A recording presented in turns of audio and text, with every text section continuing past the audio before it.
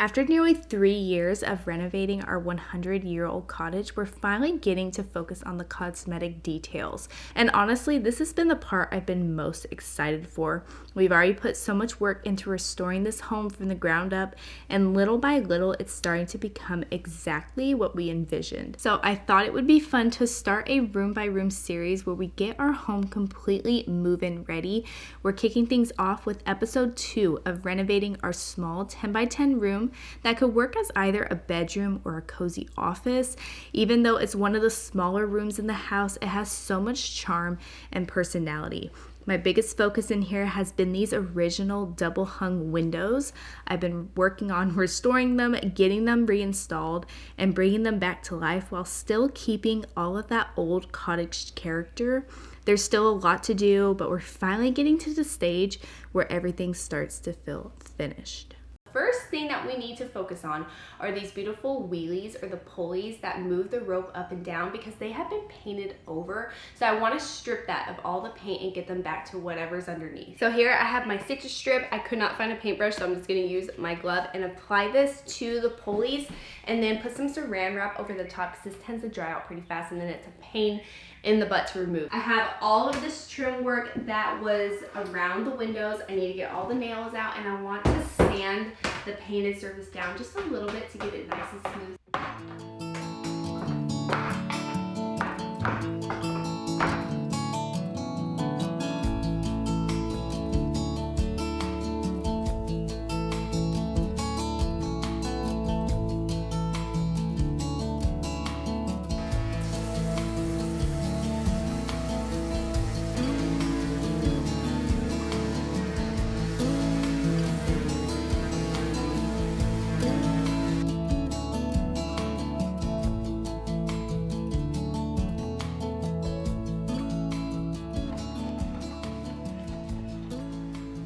Been about 2 hours now. I want to see how this stripper's doing. Oh yeah, that's definitely working.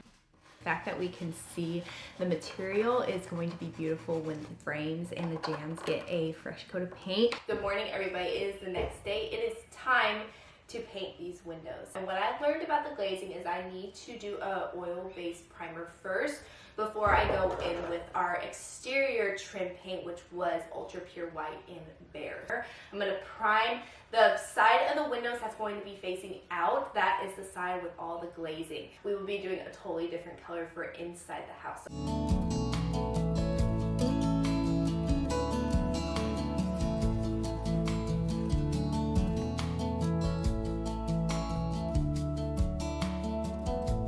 So this room specifically, I want to color drench everything. Color drenching basically means that you're painting everything, the baseboards, the ceiling, the crown molding. So I got a few samples to try.